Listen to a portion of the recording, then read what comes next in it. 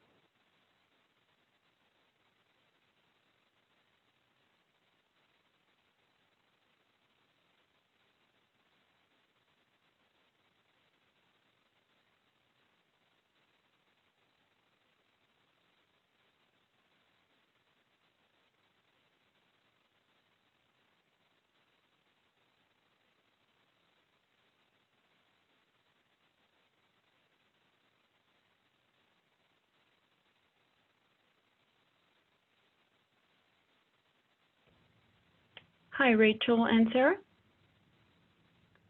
Yeah, still here. Great. So I will begin the webinar now. And hello, and thank you for joining us. I'm Carla Alvarado, the Program Officer at the National Academies of Science, Engineering, and Medicine. Before we begin, I just want to give a brief word about the Action Collaborative on Bridging Public Health, Healthcare, and the Community, which is a convening mechanism under the auspices of the National Academies Roundtable on Population Health Improvement. So the collaborative is a flexible and action-oriented group built on the recognition that the relationship between public health agencies, healthcare organizations, and the community is central to population health improvement efforts. The purpose of the collaborative is then to help strengthen the relationship between public health, healthcare, and the community by identifying supporting, and disseminating population health efforts that span these settings. In the midst of the coronavirus situation, the importance of a healthy relationship between these sectors becomes glaring, and communication, which is the focus of today's webinar topic, is its cornerstone. Today's webinar will feature Rachel Locke from the Beaumont Foundation and Dr. Sarah Martin from My Sidewalk. They will present on the PHRASES projects, which stands for Public Health Reaching Across Sectors, which is a joint project of the Beaumont Foundation and the Aspen Institutes of Health, Medicine, and Society program, which has developed framing, recommendations, messaging, and stories from the field and resources for public health practitioners to deploy when communicating across sectors. Rachel is a senior program associate at the Beaumont Foundation, where she manages grants across the Beaumont's portfolios and assesses the impact of the Foundation's programs. Before starting her current role, Rachel completed the Association of Schools and Programs of Public Health Philanthropy Fellowship at the Foundation. Dr. Sarah Martin is the Vice President of the Health Solutions at My Sidewalk, which is a technology firm specializing in data storytelling for community change. She was previously the Deputy Director of the Kansas City, Missouri Health Department and an Assistant Professor of Health Services Research at the University of Missouri, Kansas City Block School of Management. On behalf of the collaborative, we thank our speakers for sharing their work with us. And before we begin, please note that we will take questions via Zoom's chat function. Please make sure that you submit the questions to all, and we will address the questions by order of submission. Rachel? Great, thank you so much, Carla. I am really excited to be presenting today with Dr. Martin on the PHRASES project. So as Carla mentioned, PHRASES, all good things have an acronym, which is PHRASES. So it stands for Public Health Reaching Across Sectors, and it's a partnership of the Beaumont Foundation and the Aspen Institute's Health, Medicine, and Society program.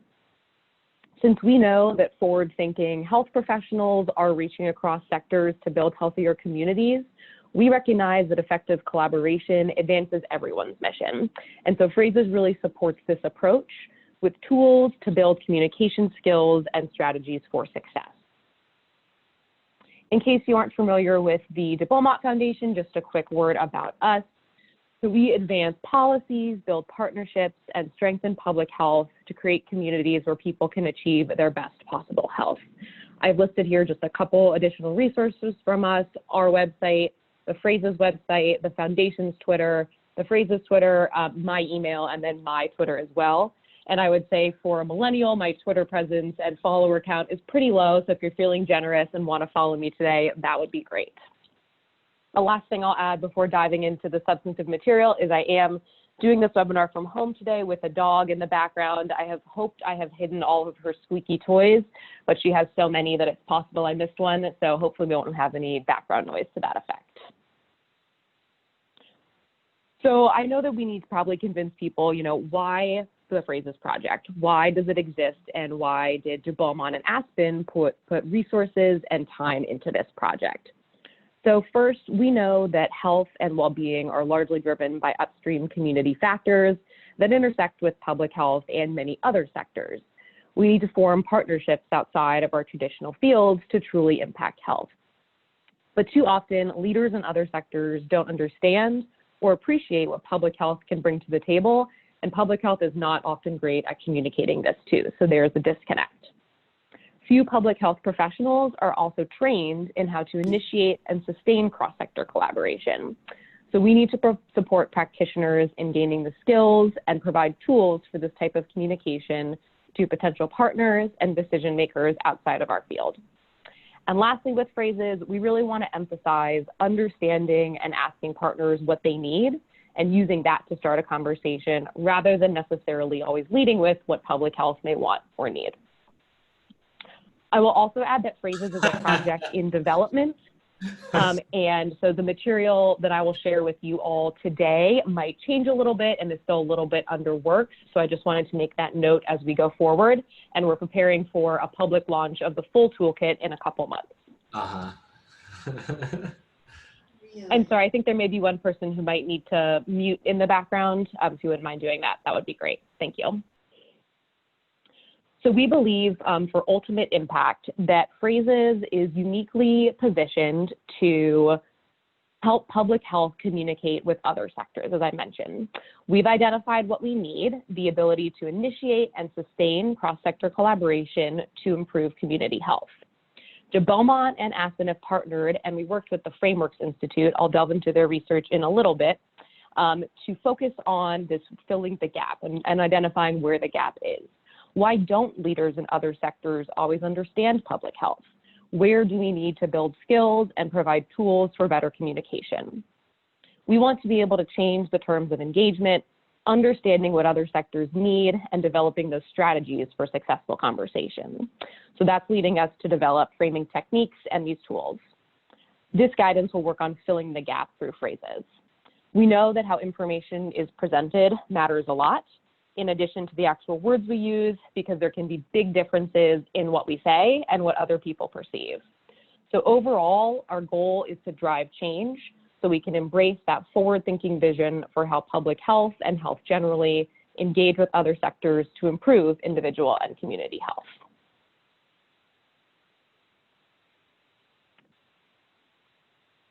Let's see, sorry, I'm trying to advance the slides here, but I'm not able to do it. Carla, do you know if something has changed on your guys' end? Might just be a lag. If you want to close your PowerPoint and open it back up, sometimes that addresses it. All right, sorry everyone. I'm gonna do you mind if I stop the share quickly, Carla, and then try it again? Sure, please. Okay, thank you so much.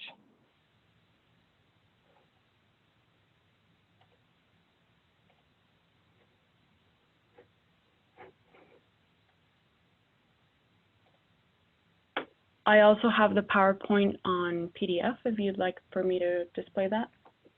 Oh, here we go. It came back. Thanks everyone for hanging in there. You know, it's not an online webinar without at least one technical glitch, so hopefully we are good to go going forward. So to jump back in here, I know I've mentioned the word cross-sector several times already, and so for the Phrases project, it does have a pretty specific set of sectors that we focused on and are working with. These are education, housing, business, and health systems.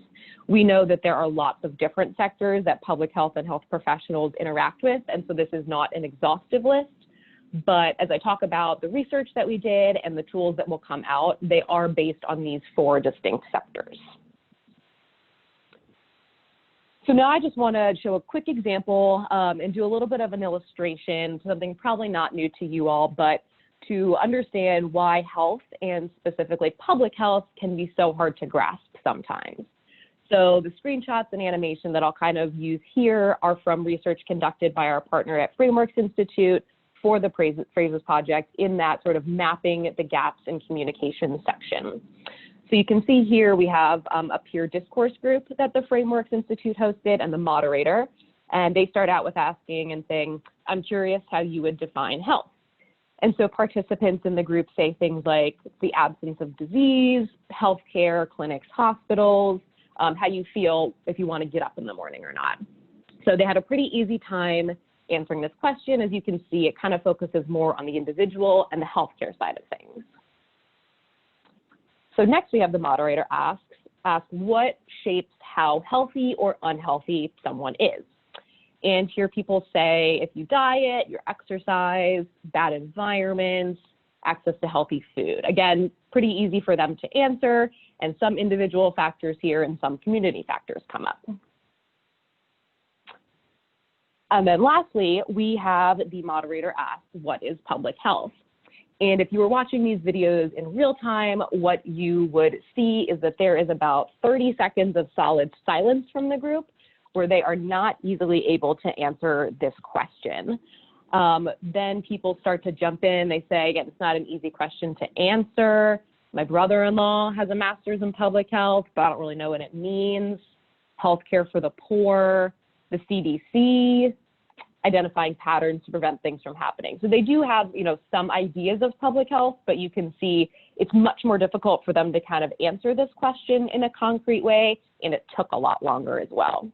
So this is just one example of a communication and understanding gap that we found, and I'll detail some more of those gaps a little later. And as a data-informed field, we feel we really need to take these findings from the research quite seriously. In this research portion of the project, we worked with frameworks, and they did two types of research.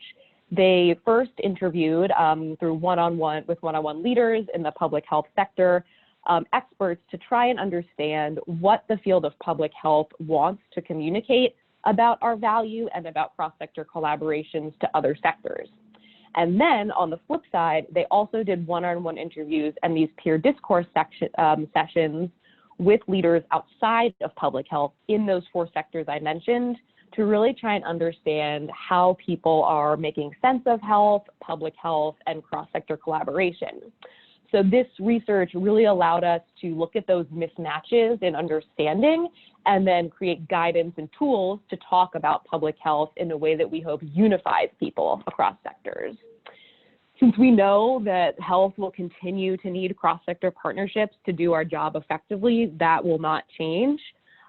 We know that this bad communication or misunderstandings are often the reason we're not able to build these effective relationships. And since we can't change our need for these partnerships, we're hoping that phrases helps us change that communication component of the equation. So for the rest of the presentation today, just to outline, I'll cover these topics here. So a quick introduction to what are we missing with our communications here, framing, mapping the gaps in understanding between public health and other sectors, as I just mentioned, the framing recommendations, and then finally, some detail about the phrases toolkit. So first talking about framing, and this information again is from our partner at the Frameworks Institute. Frames are sets of choices that we make about how information is presented. We know from their research, and you all know probably just from your own interactions with other people, that they react differently to information depending on how things are framed. If it's framed as a loss or a gain, for example, or as a problem that impacts individuals versus society. Frames encompass what to emphasize, how to explain it, and then often importantly, what to leave unsaid. And according to frameworks, frame elements can be any of this number of things on this list here. They can include explanatory metaphors, having the right messenger, the tone you use, and even, the values that you present with your information. So I know that for me, at least, framing was kind of this very abstract concept that was a little hard to wrap my head around. So I pulled one example from the Frameworks website that really helped me kind of understand what they were doing, and that informs what we do with phrases quite heavily as well. So Frameworks investigated a while ago ways to better communicate and have people understand the greenhouse gas effect. Their research and partners were showing that talking about the greenhouse gas effect in scientific terms was not really helpful to have the public understand how global warming and climate change occurs. It was accurate from the scientific standpoint, but it wasn't very simple, and especially for the public that is kind of steeped in this area, the public that is not steeped in this area and doesn't do this every day. Talking to them about greenhouse gases brought up images of just kind of normal, nice greenhouses, not necessarily, this feedback effect that we are really worried about. So the research that Frameworks did and the tools and metaphors they developed had the aim to create a new user-friendly conceptual picture to help the public understand this mechanism of greenhouse gas, the gas effect, and make it more accessible. So what they ended up finding is that this language was much more powerful than talking about the greenhouse gas effect in strictly scientific terms. So saying that global warming is caused by a man-made blanket of carbon dioxide that surrounds the Earth and traps in heat. So this works for a couple reasons, and you can see this reframed language here builds off of a metaphor of a heat-trapping blanket.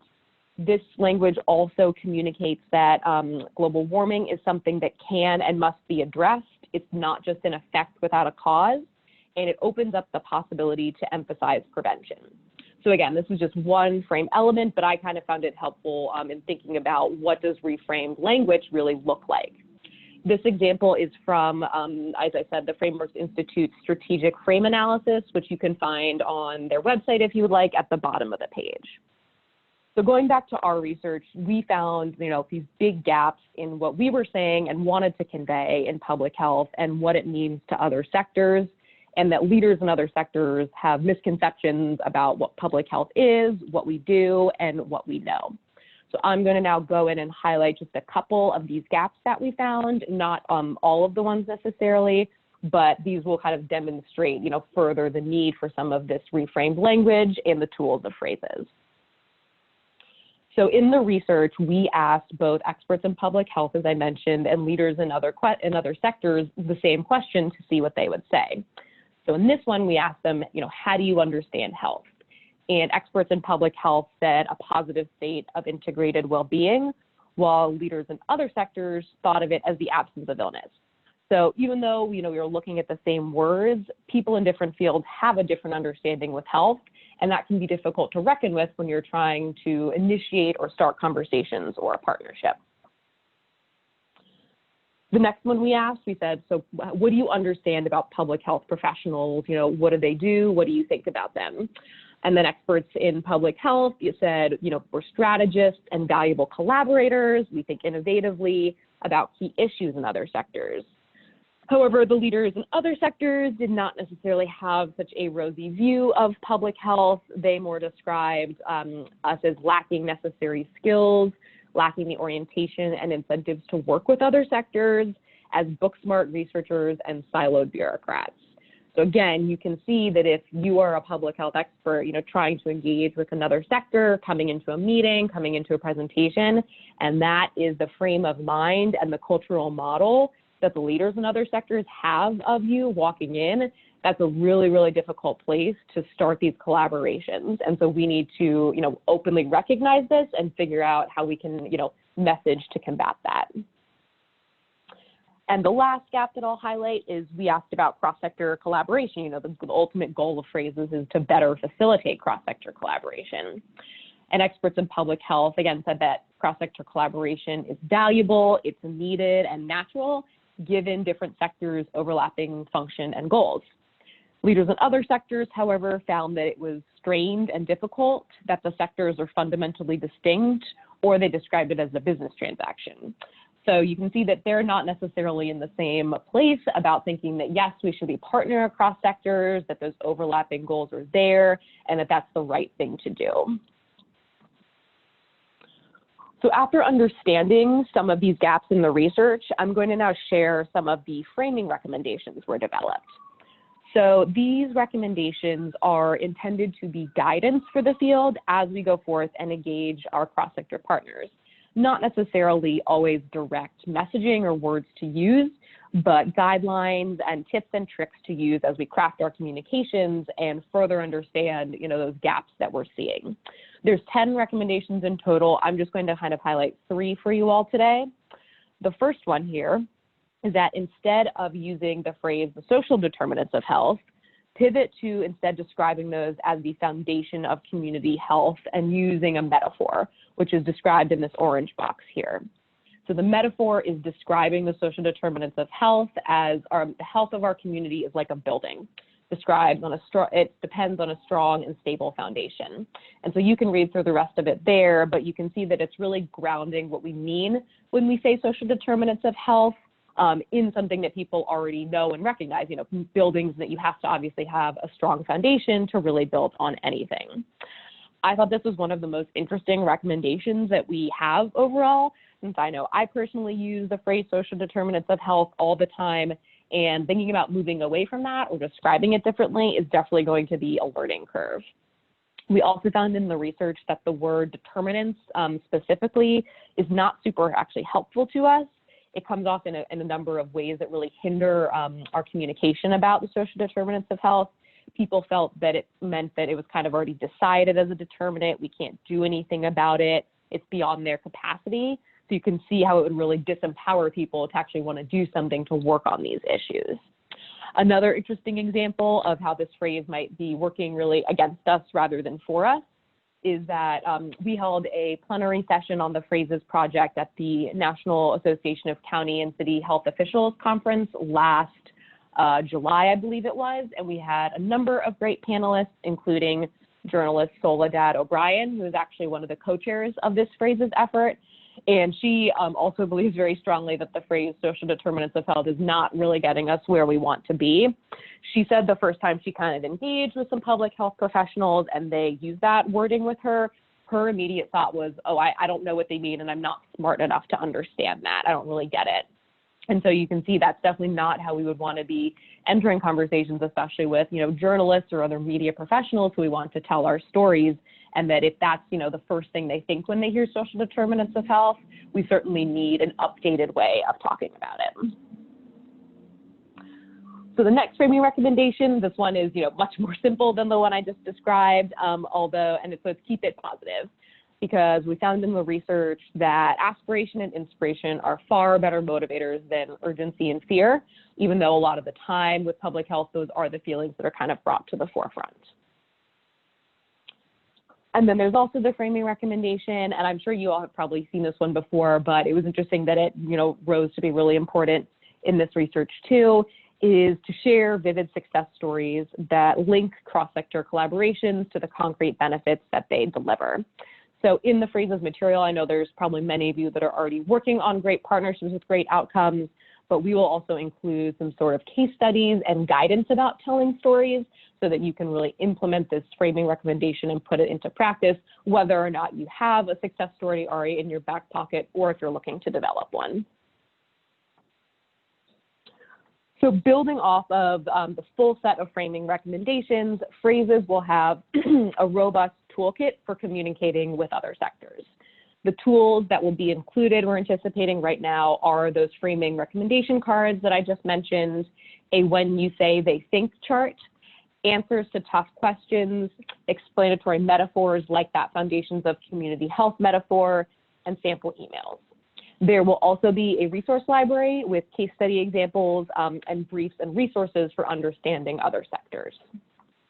So I'm going to briefly show some examples of each of these tools to give you a flavor of what will be included in the toolkit. So the tools have really intuitive titles, which is great. So the when you say they think tool kind of maps out this way. We start out with a when you say. So this is a sentence or phrase that we found and thought that public health professionals are often using when they go to speak to other sectors. So this one is specific to the housing sector. So the when you say might be, if you give me access to your affordable housing data, I think I can help you integrate health into the design and development of new housing projects. And so when I read that originally, I thought that that sounded good. That's something we want to offer to other sectors.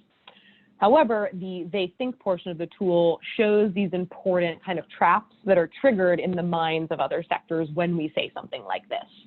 So they're probably also actually thinking, we aren't asking for your help. Public health is an entirely different world and separate from housing. We don't want to be told by outsiders what to do, and data sharing is complicated. So we immediately run into these roadblocks and need to employ some framing tips and tools to kind of get around these and combat these.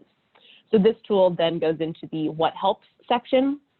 So here we recommend using a GPS navigation metaphor, and I'll detail that a little bit later, to explain how public health data expertise can actually be used by the housing sector, and also demonstrating how collaboration, partnerships, and data sharing can actually be empowering for professionals in the housing sector, not complicated or onerous.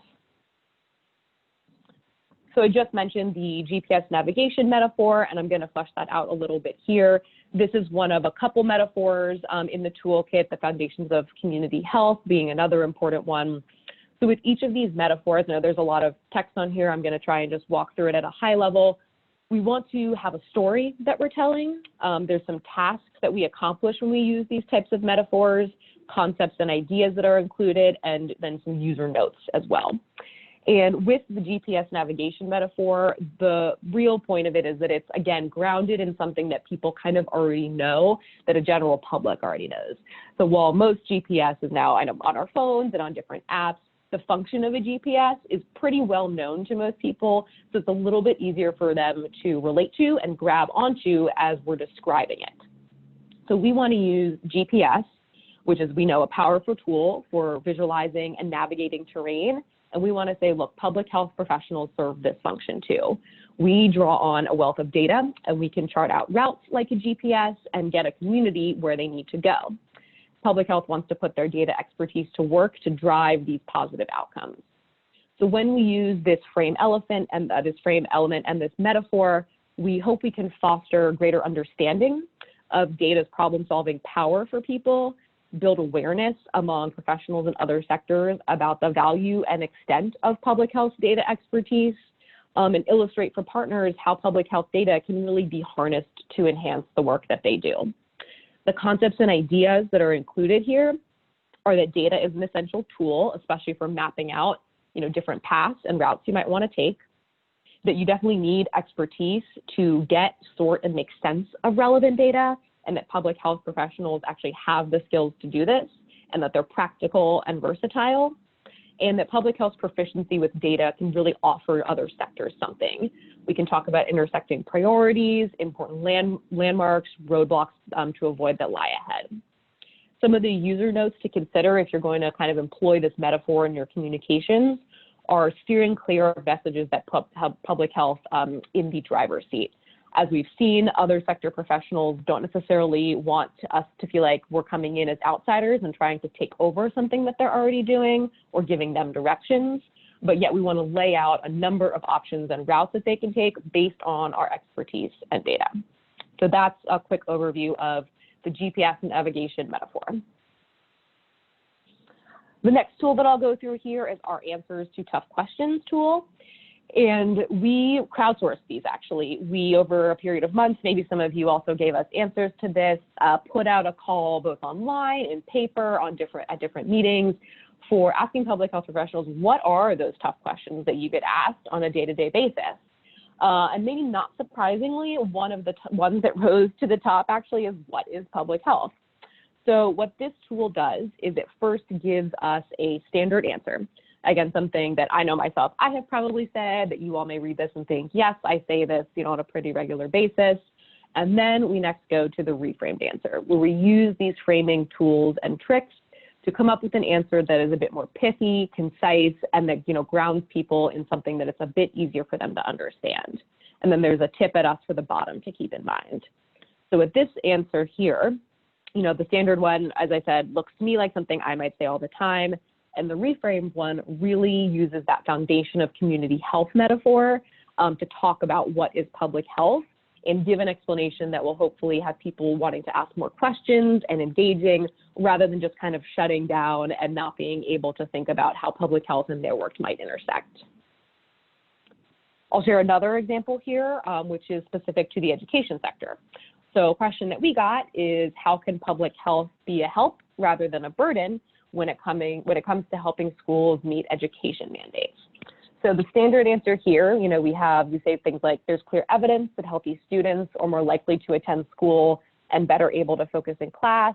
Public health and educators know that this leads to better outcome for students. And, things like today, state and federal mandates are holding schools accountable to the standards of classroom achievement and absenteeism. And public health can work with schools to better understand and address the community factors that may be driving high rates of absenteeism and poor academic performance. So again, a quite standard answer. Nothing in there is, incorrect. And public health, is talking about the things that we want to work on. But if you looked at the reframed answer, here we really illustrate how public health can play a supporting rather than leading role, and one that really values and enhances the work of other sectors. So instead, in the reframed answer, we start out by saying, nobody knows better than teachers and principals that classrooms are more productive and lessons are more successful when students are healthy. Education professionals are already working overtime to improve test scores, increase attendance and graduation rates, so really acknowledging the work that they're already doing. And then we go to public health professionals can support educators by working together to identify, understand, and improve the community factors that limit students' abilities to learn. So what we hope is a big difference here between the standard and reframed answer is that the reframed answer leads to that question for our education friends that says, wow, okay, great. So how can you help us? What can we do together? And that's really the question we want to have them asking in a meeting or in a conversation as we're developing a partnership, not necessarily blank stares or feeling like public health wants to put something on top of all the work that they're already doing. And then the last tool that I will just give a brief intro to here is our sample email. So we know that emails are a big way that we all do outreach with, new or existing partners. And so we wanted to give an example for each sector of what a email outreach might look like and kind of walk through some potential pitfalls and ways to address those. So this one, again, is focusing on the education sector, and we have a before and after. So with this before here, you'll see we have an email text and some highlighted sentences that we then annotate on the side. So in that first paragraph there, the before email starts with, "I was alarmed to read a story in today's newspaper." And then we kind of note on the side here about saying that if we're starting a communication with a focus on problems that need urgent attention, that actually is a turnoff for partners, we found. And then in the after email, we start out differently. We say, "I was inspired by your op-ed in yesterday's newsletter." So here we are setting a positive problem-solving tone from the start of the communication, which we think will more productively engage the interest and motivation of prospective partners. So for these sample emails, we'll have the before and the after for each sector, and they'll have these different tips and suggestions for crafting these emails. So that's it for me on the phrases subject matter. I want to do one plug here. If you're interested in learning about cross-sector partnerships that are actually happening now, I would highly suggest you join the webinar next week on the 18th at the same time. You'll hear from my colleague at the foundation, Melissa Monbouquet, who's the Deputy Director of the Build Health Challenge. Over the last 5 years, Build has supported over 55 coalitions, disrupting traditional power dynamics and fostering sustainable improvements in health. And they really focus on creating this new norm of multi-sector community-led partnerships that can improve health. So I would highly suggest you tune into that webinar as well for some in-depth look on how these partnerships are actually working on the ground and who's involved. And so I'll say a quick thank you to you all, and I'll turn it over to Dr. Martin shortly. Again, if you were interested by this and want to know more, please sign up for the Phrases email list or follow us here. We also have this group of Phrases Fellows, of which one of them is Dr. Martin. We realized that in doing this work, we really wanted to engage people who were doing this on the front lines, working on these cross-sector partnerships every day. And so we engaged a group of about 15 Phrases Fellows to help us be thought partners, provide feedback, and disseminate the tools and research along with the public launch. And so we're really grateful to have Dr. Martin be one of those fellows. And I'm going to stop sharing my screen and turn it over to her now.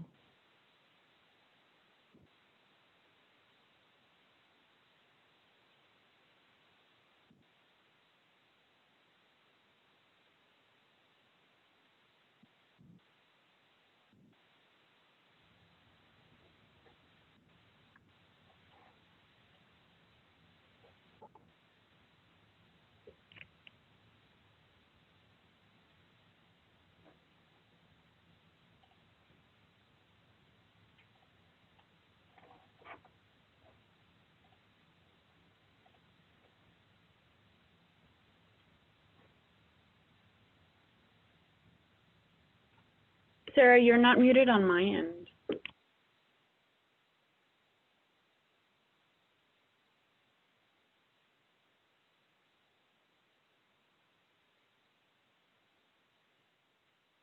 I Hello? reset it.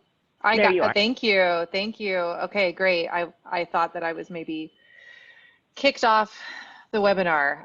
Thank you, Rachel, for that awesome presentation. It's so good to see that stuff kind of on the big screen. I'm about to share my screen with everybody. And thank you so much for, to the group that put this together. Thank you for inviting me. As Rachel mentioned, I am a Phrases Fellow. And so part of being a Phrases Fellow was kind of getting a little bit of a sneak peek at what is happening in the development of this toolkit. And so that was really helpful, not just for me, but actually for the people that I work with. So as was mentioned before, I work for My Sidewalk. My Sidewalk is a technology firm, and that might be a strange choice for, I think, a Phrases Fellow or someone who's doing a webinar like this, but we actually support health departments, hospitals, payers, nonprofits, and foundations across the country in telling their story effectively with data and with stories. So today I thought it would be fun to show you a few examples of some of the partners that I work with and how they're incorporating the philosophies of phrases. Because I was a fellow and had kind of access to the point of view of the Phrases Project, I've been able to convince some very innovative places that they should, start talking about things a little bit differently. So the bread and butter of what we do are things like health improvement plans, health needs assessments, basically anything that is going out to a large group of people from a public health department. So that's probably 60 to 70% of the people that I work with. And that being my background, it makes it really fun. And just for context sake, I'm going to only talk for like a short amount of time, show off a few things. And I know I saw that we had some questions in the chat function that were really interesting. So I would like to get to those as well. I have a pretty long and career in public health, so I can definitely put the governmental hat on. We as a company believe everyone deserves health. We know that because of social, economic, political forces and history, that's not reality. And so what we're here to do is kind of lift up those barriers and those challenges, but also those opportunities for resilience and put some data with it, right? So it's the mixture of data and storytelling that we think is the perfect space to make change. And that's what everyone does probably on this call. We just make it a lot easier. So we've developed a platform that basically anybody can use, no advanced degrees required, to kind of harness that data and tell a good story. The stories are where we found a lot of power in phrases and the approach. Because we work across all these different kind of verticals, we know how economic development talks about life expectancy, which is really powerful. And the only reason they talk about life expectancy in that part of the business is because health talked about it first. And so I see all this beautiful cross-pollination happening across these different spaces. And we're creating this really cool community of practice. I was actually the first health customer at my sidewalk when I was deputy in Kansas City. And now we're in close to 70 communities across the country in about 15 to 18 months of work. And so that's been quite exciting for us.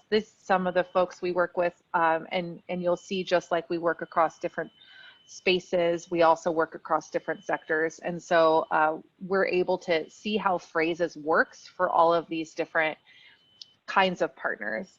So I'm actually going to show you a couple right now. So I'm going to take the first case study is really leveraging that metaphor. So I'm actually showing you something that is not public yet. So, the 100 people on here maybe like, don't tell Clay County, Florida. They are actually some of the most amazing people I've ever met in public health. And it's great how you stumble upon these health departments that you've never been there, you've never met anyone from that county, and they just become like fast friends. So when we talk about metaphors and specifically talk about the value of long-term investments when we're talking about prevention, that appeals very well. It's tested very well. We have analytics on our stories that show us when people engage and what they engage with. The value of investment and thinking about investments in prevention as a business opportunity, right? It plays really well for especially economic development corporations or chambers of commerce. However, what we noticed when we actually implemented the proposed language was that the readability for public health and community health, especially the kind of nonprofit community resource groups, were really pushing back on the grade level readability of the materials. And so what we did was we kind of did a before and after. We went through all of their story together, and we ended up turning it into something using what I want to pitch, and I don't have any stock in this company, the Hemingway editor. So you'll see that the way that we initially talked about it was actually 16th grade level, right? So you're a senior in college by that point. And so we were able to, using this editor and working together with our partners, get it down to a place where it was a little more straightforward. And so this right here, successful organizations manage their resources to meet short and long-term goals. To save money and lives, we must join forces with the people who do this other stuff, right? So that ended up turning into an 8th grade. That's as low as we could get it without it like losing as, you know, its energy. But we ended up doing that across all of the different metaphors and all of the different language. And what works for one group might not work for the other when it comes to readability. So it's definitely something to keep in mind as you move forward.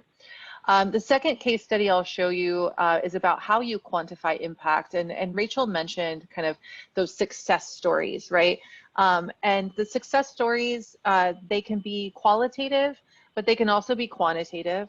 And as we're thinking through how we measure impact, I think it's really important to get creative with the way that we're quantifying. And so often we quantify, you know, everyone always talks about the return on investment, and part of what Frameworks did with this project was testing that language, right? Just like we've learned social determinants is a little off-putting. ROI is also off-putting, especially among like the public sector folks who feel potentially a little bit defensive when asked to justify the return on investment. You'll often hear people say, you know, the Department of Defense doesn't have to, you know, justify their existence with an ROI. And so we've shifted that language to thinking about what's the health payoff. But to do that, you have to find some new partners to help you. And so this is a collaboration between Kansas City, Missouri, and the Win-Win Project at UCLA, is also a partner of My Sidewalk. And what they did was, instead of thinking only about, you know, we still have that classic return on investment that some in the business sector want to see. However, what we also have is like, what is the health value of investment? And what they were able to do was actually model the value of investing in a home remediation program for asthma. And so what they can do here is actually say, okay, we're going to get 17,000 more school days attended based on our model in those 6 high priority zip codes. And for Kansas City, Missouri, their high priority zip codes are the lowest life expectancy zip codes. And so people were able to go into like these maps in their own neighborhoods and say like, wow, there's 4,000 more school days here, and look around and kind of like connect that with the children that they see in their neighborhoods. And it really humanizes, in a way, the data that we're seeing in that kind of ROI or VOI estimate. So I highly suggest reaching out if that's something that you're interested in. I think UCLA is doing an amazing job. They've actually have some off-the-shelf models for about 5 or 6 different policy interventions. And so I'm excited to see like how that grows. And so the last case study I'll give you real quick are from our friends in Johnson County, Kansas. Johnson County, Kansas, you can go, this is public, you go to Health Happens Here, JOCO. And Health Happens Here, JOCO is kind of their brand, right? And it's something you should know about Johnson County is we often only talk about, if you think about the county health rankings, for instance, which many people are, you know, kind of obsessed with. So you think about the county health rankings, and we often focus on the most vulnerable counties, right? Those at the bottom of the distribution or near the bottom. Johnson County, Kansas is actually number 1, number 2, depending on what, you know, if you're looking at factors or outcomes for the entire state of Kansas. And so for them to tell the story about, you know, what is health, they have to get creative in order to get people engaged, because there are many people who are complacent with their number 1 ranking, and they're like, well, cool, like we're fine. You know, we don't need to intervene. We don't need to talk about health. We don't need to talk across sectors. And they knew that just because you're number 1 in Kansas doesn't mean that's good enough. And actually, we were able to show that they would be, you know, somewhere else in the distribution if they were potentially in a healthier overall state. One of the things I was so impressed with is that they took their time and they're really patient with telling the story because they knew they had to convince other sectors to get involved. And so one of the things they did, I think, really well was the use of social statistics. And instead of being hyper aware of the epidemiology language, which God bless epidemiologists, my MPH is an epi, like I believe in the power of science for sure. However, from a storytelling perspective across sectors, it can be alienating to speak in epi jargon. And so what Johnson County did was take that and kind of give themselves some grace to be able to like tell a more creative story. So here's an example. If poverty were a city, it would be the 6th largest in Johnson County. Now, like I could quibble over how do you define a city? How would poverty be a city? Like instead, they just said, you know what, we're going to go for it. We're going to like tell this really beautiful story, and we're going to show the magnitude, compared to the other cities in our county. And the last thing I thought was very powerful was instead of saying, the suicide rate per 10,000 people is this, they have that somewhere in here. It is in here in that like that more straightforward kind of scientific rate. Instead, they said 1 suicide every 4 days. Like now, can you count 4 days and there would be a suicide? No, it's not. It's not as if it's predictive, right? But it is a way for people in other sectors to wrap their heads around the gravity of the situation. They use great iconography. They built it themselves. It was very inspiring to the team at my sidewalk to see what they could take our platform and do. And so I'm really impressed. And I highly suggest, they have some beautiful storytelling in there. Highly suggest you go to this healthhappenshere.joco.com and check it out, because they have just done a really amazing job incorporating the spirit of what Phrases does, but in their own way, in their own language. And so lastly, before I turn it over for questions from the chat box and throw it back to Carla, this is my contact info. If you want any more information, I know the slides will be available, but if you want to connect and talk about the different ways that folks are doing storytelling, we also have a newsletter that comes out every month that highlights kind of the exciting new things happening in health and health equity work, and it's pretty fun and it's funny. It'll make you laugh. There's recipes in it usually. So, and then I'm also on Twitter, just like Rachel, always looking for more people to follow along. I just, Rachel, you'll appreciate this. I just downloaded TikTok for the first time. And so I'm sure that, Rachel, next time I see you, we can make some good videos to accompany this webinar. This is Carla. Thank you so much, Sarah. And first, before we jump into the Q&A session, let me extend an invitation to all of those of you who joined us as participants, that if you have a story to share about collaboration between public health, healthcare, and the community, you are welcome to reach out to me. I will shortly send out my email via the chat box, but I will make sure that that invitation is extended through our webpage. So to kick off the Q&A session, I think the burning question is, Rachel, when will the toolkit be finalized? Do you have a time frame for that? Yes, I figured that question would come up. We are hoping for this summer. We are working rapidly to, finish up the full set of the tools, kind of try and test them out with a couple key people and partners, make sure that they're, hopefully really practical and usable, at least, some of them, whether it's a sector or particular tool that you saw. So we're, again, hoping for summer this year. We'll definitely be sending out more details both through the Beaumont Foundation's many channels and through the Phrases channels as well. So if you're not already on our list, following us on Twitter or getting on our email newsletters is probably the best way to stay up to date with that.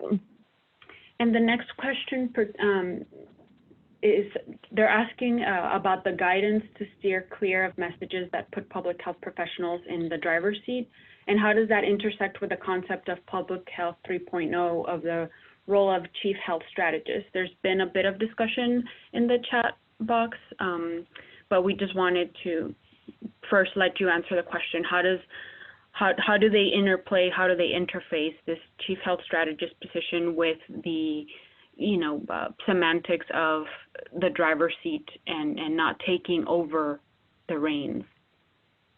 Yeah, that's a great question. I thought that one was from Dawn, so thank you for that difficult question. I'll give my thoughts, but I would also love, Sarah, your thoughts, if you would like to add anything as well, having, really been in a public health department in this role. So it's a little bit, ironic now that I'm thinking about it, because both 3.0 and chief health strategists we know say, here's public health, like you're going to have to go out and partner with other sectors to actually fulfill those roles of chief health strategist and to get to where we want to go with public health 3.0. Yet, as I noted several times in the research, we found that when, public health kind of enters this space saying we are the leaders, we are the drivers, that really can turn off other partners.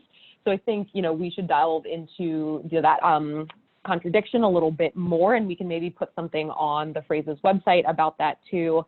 What I would say, I guess, is Phrases, is really designed to help us start to facilitate those collaborations and partnerships, especially with some of our non-traditional sectors and with new partners.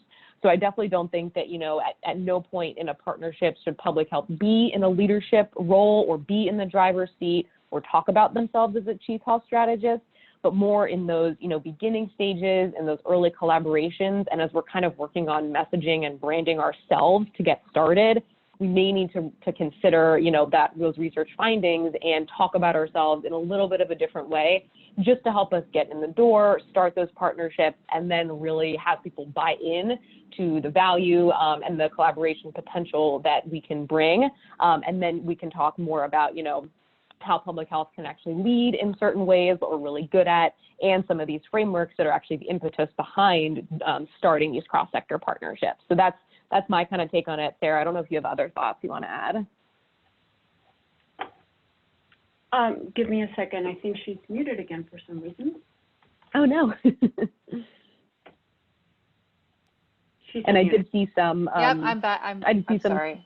Oh, okay, great. Thank you. Go ahead, Rachel. Yeah, I keep being muted, and it's outside my control. So, yes, I actually think that was a really appropriate question about chief health strategist. I actually see now folks are using that term as a job title across the country.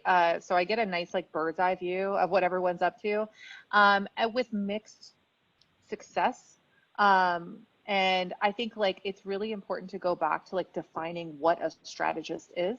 And I see us, it's something we used to say in KCMO was we're a catalyst, which is more than a strategist, right? That chief health catalyst. And that's a shout out to my communications and marketing folks, to think how do we take all the good work that's happening and elevate it. One of the anecdotes in my degree is actually in public policy. And so one of the things we used to say is if you found a $10 bill on the ground, your first thought should be, why didn't anyone else pick that up? And so when you think when public health has a great idea for a policy, often we'll say why did anyone else do that? I'm sure someone else did that. And trying to find the people in the community that have been working on those issues and elevating, catalyzing their work by using the credibility that we have. And honestly, one of the side, effects of the coronavirus is actually the credibility of public health departments, and that it is elevating the importance of public health. That is a credibility we can leverage to catalyze needs. And an example of that is going to be paid sick leave, right? Which people have been working. That was one of the first jobs I ever had, was a campaign for paid sick days in California. And now people are talking about it in a different way, and it's up to public health strategists, catalysts, to figure out how you can actually leverage that for good. So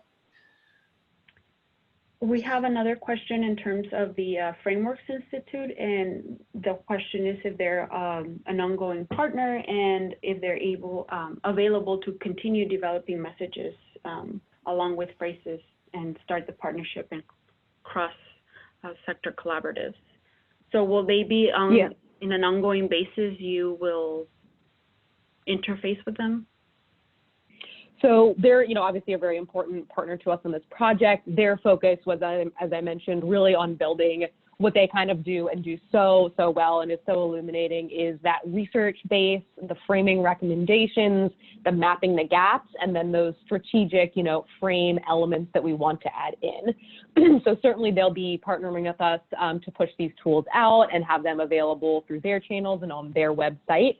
At the time, we don't necessarily have the ability with them to kind of continue to develop tailored messages for particular organizations or sectors, but we know that that's definitely a piece with phrases that we'd love to delve into deeper is once we kind of put out these tools, how are people using them? What are the successes they're finding? What more things do people need? So that's a great question and something for us to think about in the future, although at this point, you know, the frameworks as well is really in that foundational research and those framing recommendations that I put forth today. And just can I say as a shameless plug, I mean, that's part of the reason that I think I was allowed to be a Phrases Fellow was that one of the things we're doing is we're templating and we're replicating so that you can take the phrases work and encode it in stories across the country in a way that won't make it so everybody has to go through a phrases like training or you know, we're trying to get this like scaled, right? And that's the really exciting thing is to see it take on a life of its own eventually, right? I have a quick question in terms of who do you see working on this, who can use this toolkit within the public health departments? And thinking of local health departments, you know, you have your health education and promotion sections, you have your preparedness section that deals with communication in terms of crisis and emergency response teams.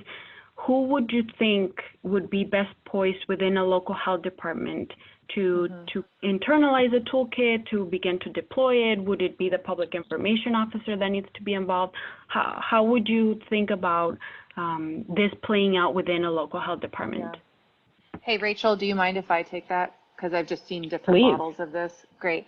Yeah. If a local health department has not done a brand strategy, they should be doing that right now. So whoever is like in charge of protecting the story and the brand, so sometimes that's going to be a public information officer, if you're lucky to have one of those. I work with departments all the way from like Baltimore, right, like hundreds of people, down to rural Navajo County, Arizona, 5 people. So like in that range, you might not have a PIO, but there is someone in there whose job is to control the story. And if your director or leadership does not give them authority and agency to protect that story across all your assets, and that includes health education and promotion, preparedness, environmental health even, right, that you're going to have a diluted story. So PIOs are amazing. Anyone who's like doing any sort of marketing or communications. But I've also noticed that like anyone doing data reports, so community health monitoring, data offices, EPIs who are doing like social epidemiology, they're often the ones who are like preparing things like CHIP.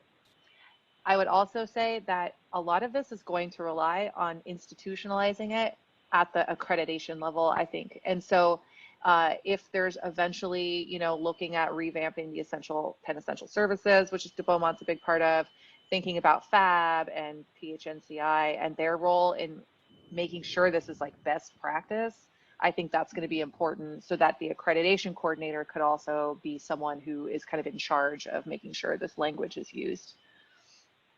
And are you, Rachel, do you know if you are interfacing as the foundation with the FAB to discuss this for consideration?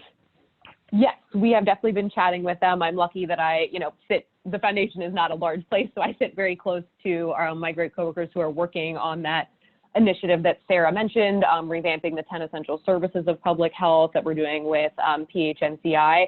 And so we're constantly talking with each other about how projects like Phrases and how projects like the 10 essential services work together, how the different pieces can fall into, you know, different activities for each of them, where we see gaps that each one could fill, for example. So we're definitely coordinating with them on many levels. And I also just wanted to add to Sarah's point that I know there's a million toolkits out there, there's a million communication toolkits, and often those do kind of seem to get shuttled to the communication staff that a health department may or may not have. But we are really trying to aim with Phrases that it can go much broader than that, as Sarah mentioned, in the health departments. We want this to be for people working in the built environment, people who are trying to liaise with their business council, like really just for any type of staff that has to work with partners in different sectors, not necessarily just for communication staff, although we would certainly like to have them focus on it as well. Well, we are at the past the hour, and we just wanted to very much extend our appreciation for sharing your work, Sarah and Rachel. We very much appreciate it. We will contact you to finalize the content to post to our webpage, and we hope to see you virtually next week on the 18th at noon. And thank you so much for your contribution to our collaborative. Thank you. Thanks for having Thank you. us. Thank you both, and have a great day. You as well.